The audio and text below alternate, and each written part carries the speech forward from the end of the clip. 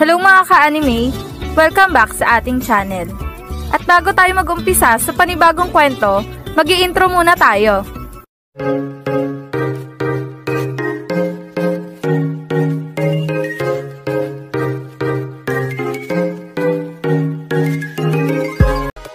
Bago natin simulan ang panibagong kwento ng high school league, gusto ko lang ipaalala sa inyo na paulit-ulit na ang kwentong ito ay isang fan-made lamang na nabasa ko lang sa isang site at hindi ito kasama sa totoong kwento ng Slam Dunk. Ngayon, kung nagustuhan niyo ang ganitong kwento, please pa-like ng ating video at pa-follow na din sa ating Facebook page na Tagalog Anime Manga. Tara, umpisahan na natin ang chapter 168 ng International League.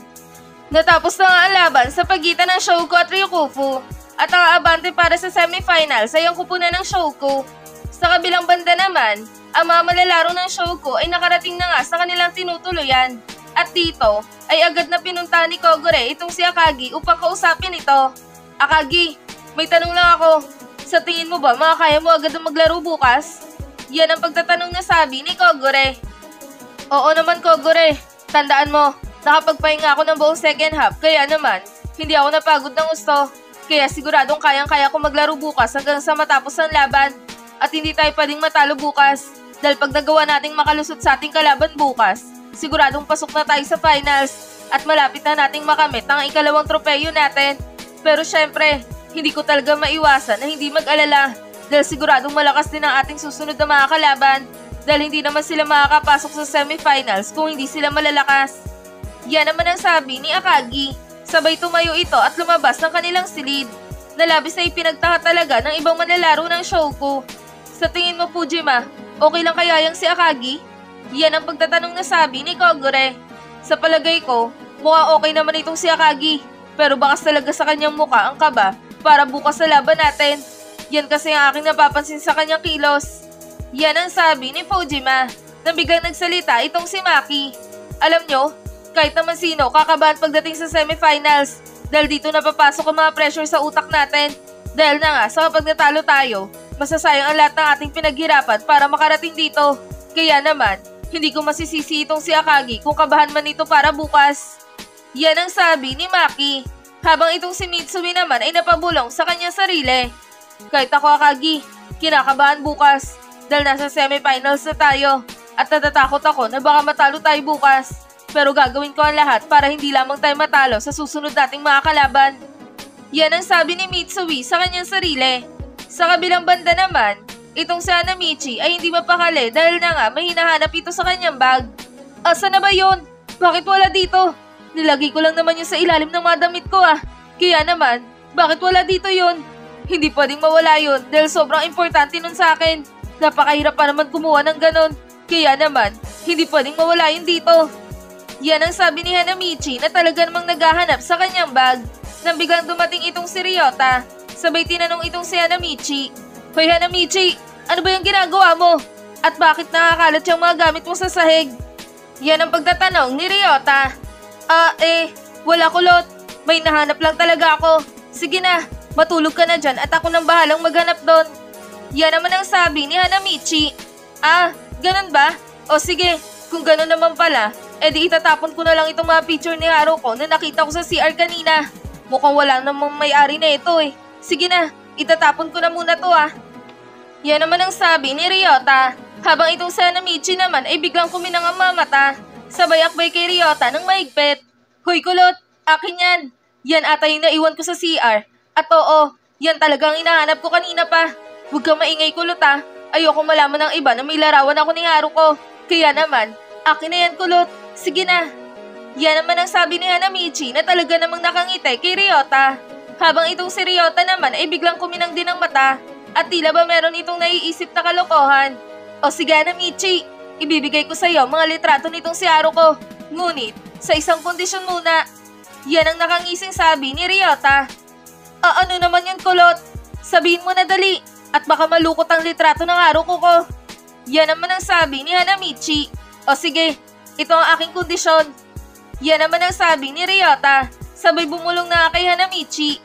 Sa kabilang banda naman, papunta naman tayo kay Rukawa. At dito ay talaga namang nagpapapawis itong si Rukawa at tumatakbo para magkaroon ito ng mataas na stamina para bukas.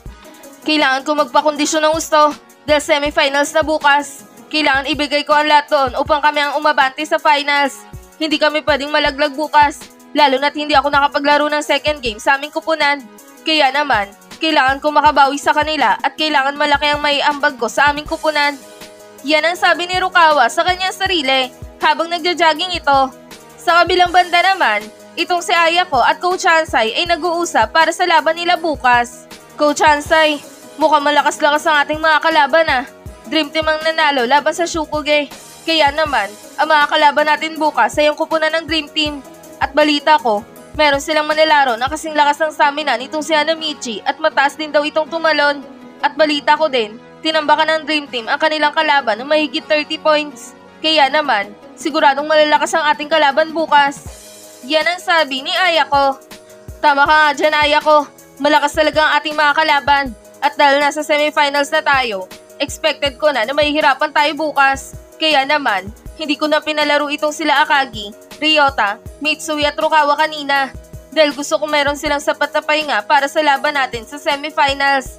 Ngayon, susubukan natin kung magagawa natin agad lamangan ang Dream Team sa pamamagitan ng full Shouko team sa unang half ng laban. Kaya naman Ayako, asahan mo bukas na isang madugong laban ang magaganap at pipilitin nating manalo bukas sa laban upang tayo ang makatungtong sa finals. Yan naman ang sabi ni Coach Hansay. Sa kabilang banda naman, lumipas na ang isang buong gabi at tuluyan na sumikat ang araw. At ito na rin ang araw ng laban ng Shouko para sa semifinals. Kaya naman, itong si Akagi ay agad na nagsalita sa kanyang kupunan. Okay, kumpleto na ba ang lahat dito? Andito na tayo sa semifinals. Kaya naman, ibuhos nyo na ang lahat para sa laban na to. Dahil isang laban na lang, mapupunta na tayo sa finals at makakamit na natin ang ikalawang tropeyo ng ating kupunan. Kaya naman, humanda na kayo mga kasama. Hindi tayo pwedeng matalo sa laban na to. Yan ang sabi ni Akagi. Oo naman, Gori. Hindi tayo magpapatalo sa ating mga kalaban. At tandaan mo, na hanggat nandito ang henyong katulad ko, siguradong sureball na sa atin ang laban na to. Tandaan nyo, na kung hindi dahil sa supalpal ko kay Tochiya kahapon, siguradong natalo na sana tayo. Kaya naman, purihin niyo ako sa aking nagawang supalpal dahil ako nagpanalo sa ating kupunan. Yan ang sabi ni Hanamichi na talaga namang humahalakhak nang bigla itong nakatikim ng isang napakalakas na batok mula kay Akagi. Manahimik ka nga dyan, Gunggong. Kahit kailan talaga, napakapasaway mong bata ka. Yan ang sabi ni Akagi habang itong si Rukawa naman ay napabulong ng mahina. Buti nga sa'yo, Gunggong. Napakalaki talaga ng ulo mo. Mukha ka talagang posporo. Yan ang pabulong na sabi ni Rukawa na agad din namang narinig nitong si Hanamichi. Manahimik ka nga dyan, Soroka. Palibasa kasi wala kang nagawa kahapon dahil binangko ka. Dahil alam ni Coach Hansay na wala ka namang maiaambag sa inyong katulad ko at magiging pabigat ka lamang sa akin. Yan naman ang natatawang sabi ni Hanamichi habang itong si Kogure naman ay napangitay sa kanyang sarili. Mukhang kalmado naman ang lahat ng ating mga kasama at mukhang wala akong dapat na ipangamba para sa laban namin ngayon dahil nasa kondisyon silang lahat. Yan ang nakangiting sabi ni Kogure habang itong mamalalaro ng Shouko ay sumigaw na nga ng sobrang lakas. Okay team, tara na para sa semifinals. Atin ang taon na to at tayo mag-uwi ng kampyonato sa ligang ito. Kaya naman, sa mga kalaban natin sa semifinals, pasensya na kayo dahil kayo ang malalaglag sa ating pagtutuos. Yan ang masayang sigaw ni Hanamichi. Sabay dumiretso na nga sila sa court na paglalaroan nila. Habang itong mamalalaro ng Dream Team ay nakarating na nga din sa court na paglalaroan. Sa wakas, nakarating na rin tayo sa court. Napakahabang biyahe nun ah. Nakakasuka talaga sumakay sa bus. Yan ang sabi ni Jade. Ang arte mo talaga, Jade. Pero sa bagay, ang baho nga talaga sa bus na nasakyan natin. Yan naman ang sabi ni Momoski. Manahimik na nga kayo dyan. Asan bang CR dito? Hindi ko na talaga mapigilan at lalabas na ang iniipon ko sa tiyan. Yan naman ang sabi ni Todori. Sabay kumaripas na nga ng takbo papunta sa CR. Habang itong si Jade naman ay natatawa. Siraulo talaga itong si Todori.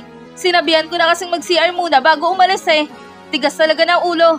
Inabutan tuloy siya ng sakit ng tiyan niya. Yan ang natatawang sabi ni Jade. Habang itong mamalalaro ng Shouko naman ay nakarating na nga rin sa court na paglalaroan nila. At dito ay nakita nila ang kupunan ng Remember. Kaya naman, itong si Ayako ay agad na nagsalita. Ang jersey nila ay may tatak na Remember. Mukhang sila na nga ata ang ating mga kalaban para sa semifinals ha. Yan ang sabi ni Ayako.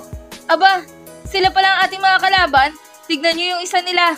Masyadong malaki, halos kasing taas na nga ni Gory eh.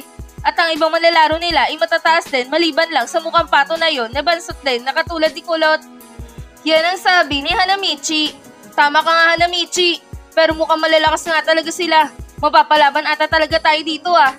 Yan naman ang sabi ni Mitsui. Inaasahan ko na yan dahil nasa semifinals na tayo. Kaya naman, sigurado hindi mahina ang makakaharap natin ngayon.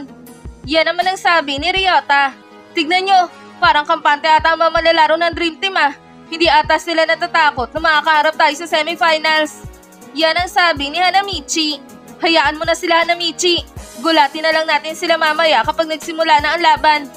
Yan naman ang sabi ni Ryota. Huwag na nga kayo magkwentuhan dyan mga ungas. Dahil may karapatan naman sila para hindi tayo pansinin. Dahil hindi naman sila makakarating sa semifinals kung hindi sila mauhusay. Tandaan nyo, baguhan tayo sa ligang ito.